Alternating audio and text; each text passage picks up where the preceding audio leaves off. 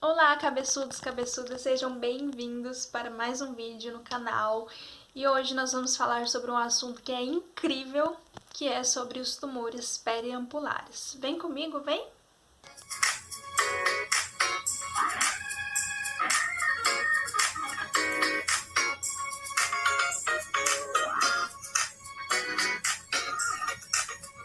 Os tumores pancreáticos, eles são um dos tumores mais difíceis para você dar o diagnóstico. Por quê? Tá? Por que é complicado? Por que eu sempre ouço falar que tumor de pâncreas eu descobri e morreu? Por quê? Justamente pelo fato que o tumor de pâncreas, quando a pessoa ela recebe esse diagnóstico, já está numa fase avançada. E na maioria das vezes, se ela recebeu esse diagnóstico, é tratamento paliativo, né? Já não tem mais cirurgia. Tá, mas e se tem a cirurgia? A cirurgia ela é uma cirurgia mais complicada. Por quê? Porque o pâncreas ele é um órgão retroperitoneal. Ele tá ali mais posterior. Então, a cirurgia que você faz, que é a cirurgia de Whipple, a duodenopancreatomia, você tem que. O pâncreas está ali atrás do estômago, você tem que tirar, né? Levantar ali para ver o pâncreas. O pâncreas está ali em contato com o duodeno. Então, você tem que fazer muitas manobras aí para você tirar isso, para você conseguir fazer essa cirurgia. Só que ainda tem que levar em consideração também que como é difícil para dar esse diagnóstico, muitas vezes quando descobre já está em fase avançada, né? Já deu metástases. Então tudo isso deve ser analisado. Os tumores pancreáticos, ele não tem um rastreamento. Justamente por quê? Porque não é simplesmente como a mulher que você fala para ela assim, tem câncer de mama, mulher, vamos a partir de determinada idade, vamos começar a fazer rastreio. Ou se a pessoa tem um histórico de câncer de colo, que você a partir da idade ali começa a fazer esse rastreamento. Já não é assim pelo fato que o tumor de pâncreas, tudo bem que ele dá mais em homem, mais em idosos, só que você não vai pegar todos os idosos, pegar todos os idosos homens e ficar submetendo todo ano a uma tomografia. Porque esses exames, tomografia, tem radiação e isso pode ser perigoso. Tá, Jaque, então, e aí? E aí que o pâncreas ele tem alguns tipos de tumores, que nós temos os tumores que podem ser os adenoscarcinomas, que são os mais comuns. Nós temos os neuroendócrinos também, por exemplo. Nós podemos ter o glucagonoma, nós podemos ter o insulinoma, que são tumores, por exemplo, insulinoma de secretor de insulina, glucagonoma secretor de glucagon. Nós temos também os tumores císticos. Do mais comum que a gente tem é o adenocarcinoma. Esse adenocarcinoma, ele pode ser encontrado em alguns locais. E dependendo do local que ele vai ser encontrado, é como a gente vai dar o nome para ele. O mais comum de todos é o da cabeça do pâncreas. Então, é o adenocarcinoma de cabeça de pâncreas. Além do de cabeça de pâncreas, nós vamos ter também o tumor do colédoco. O colédoco é aquela via que você tem a vesícula biliar. A vesícula biliar ela te dá o conduto cístico. Nós temos aqui o conduto hepático direito, o hepático esquerdo, que eles se unem e formam o hepático comum. Quando eles descem, o hepático comum encontra ali com o cístico, nós formamos o colédoco. Esse colédoco é ele que vai descer, ele passa ali pela cabeça do pâncreas para chegar lá na segunda porção do duodeno. Porque aí aqueles fluidos, né, no caso, quando tem aquela transformação de bilirrubina indireta, direta, que vem ali, chega na bile, que tem a lecitina, tem íons, né, tudo se encontra ali e desce na segunda porção para estar ajudando na digestão alimentar. E aí nós temos também o conduto de Wilson, o conduto principal, que é próprio, o conduto pancreático, que desce ali também na segunda porção do duodeno. Tem as enzimas, né? O pâncreas ele é um órgão que ele é exócrino e endócrino. Ele tem tanto a produção dos hormônios que tá aí pra gente, por exemplo, insulina, quanto ele tem também a produção do suco pancreático, dessas enzimas que descem ajuda na alimentação para fazer a quebra dos alimentos nas menores partículas para a gente estar absorvendo.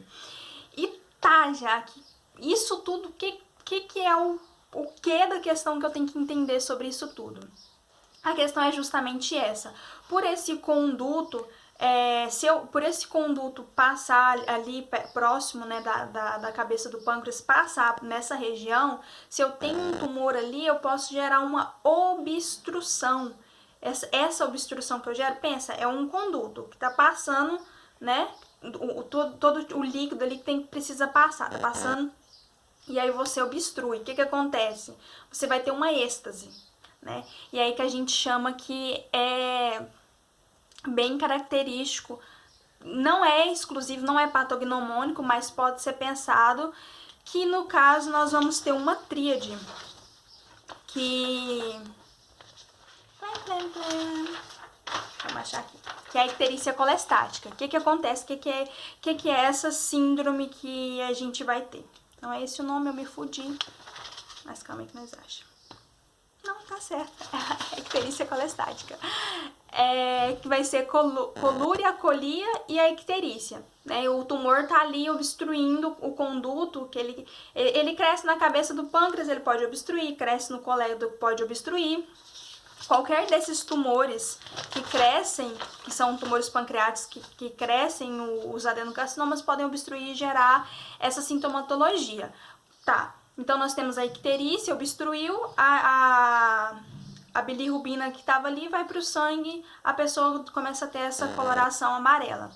E ela pode ter também colúria, porque a bilirrubina foi para o sangue, a bilirrubina que foi para o sangue é a bilirrubina direta, né, porque ela foi conjugada, e essa bilirrubina direta ela é hidrossolúvel, então ela vai para a urina e ela dá a coloração para a urina de essa cor de Coca-Cola, de café mais escura. E a gente tem a acolia, que é as fezes branquinhas, esbranquiçadas, e a fezes ela perde a coloração, por quê? Porque o tumor tá tampando o conduto ali, não desce, a bilirrubina não passa, e a bilirrubina ela tem o trajeto dela, que vira, né, na estercobilina e vai dar, que tem absorção pelo intestino, e vai dar a coloração para as fezes. Tá obstruindo, não tá passando, não chega nas fezes, tem as fezes da coloração branca. Desses tumores, o que mais tem chance de cura é o tumor de papila duodenal, justamente porque ele é o tumor que você dá o diagnóstico mais precoce. E por ser mais precoce, você tem mais chance de cura, tá? E por quê? Porque nele a gente tem a chamada icteria flutuante. Esse tumor da papila duodenal, o tumor, se ele cresce ali na região da papila, ele pode descamar.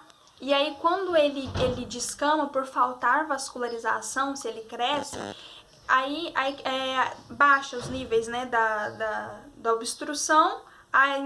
No caso, a bilirrubina sai do sangue, né, porque desobstruiu, e a pessoa deixa de ficar ictérica. Só que aí ele volta a crescer de novo. Se volta a crescer de novo, o que gera? Icterícia. Então, a gente tem uma icterícia flutuante. Por conta disso, da gente encontrar esse tipo de característica, essa icterícia flutuante, fica mais fácil de dar o diagnóstico. Só que tem uma coisinha.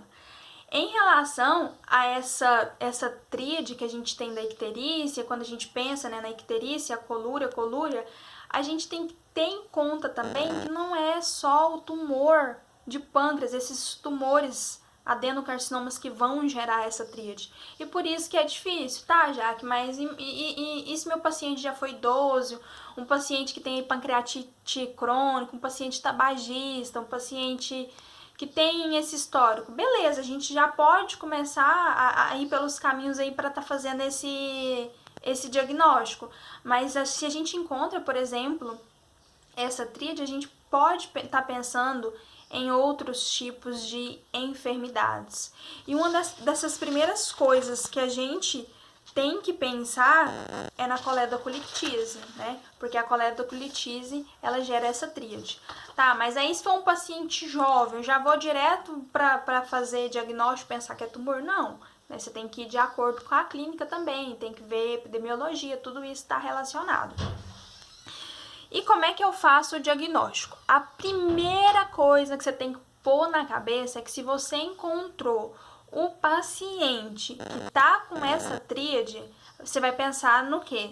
Você vai pensar na coletocolitise. O exame que eu faço para coletocolitise? Bom, o exame para coletocolitise que você vai fazer é a colangiorressonância. Só que primeira coisa, antes de fazer esse exame para isso, você tem que fazer ultrassonografia para ver vesícula, porque pode ser que seja por conta de litíase na vesícula, cálculo na vesícula, pedra na vesícula.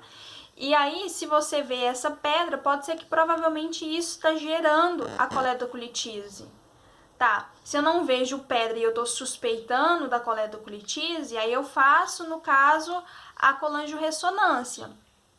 E essa colangiorressonância aqui é o específico. Tá, mas e se não é? E eu tô pensando em tumor mesmo de pâncreas, o que eu faço? Nesse caso, você vai começar pela ordem dos mais comuns, né?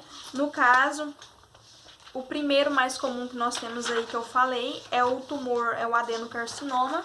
Para o adenocarcinoma a gente faz a tomografia, não encontrou, nós vamos para o próximo, que é o tumor de papila duodenal, que aí aqui a gente vai fazer com o duodenoscópio. Depois nós temos o tumor do colédoco distal, que é esse do colédoco, que a gente faz a colangiorressonância. A gente pode até fazer a CPRE, mas no caso a CPRE a gente faz porque a gente tira a célula e manda para o anatopato. E por último nós temos o tumor de duodeno, que a gente usa também o duodenoscópio. Então você vai fazendo aí na sequência. Certo? O de hoje era só isso, espero que tenha ficado claro. Ficou alguma dúvida, deixa no comentário. Gostou, dá um joinha. Não gostou também, dá o joinha, porque isso ajuda o canal a crescer. Tchau!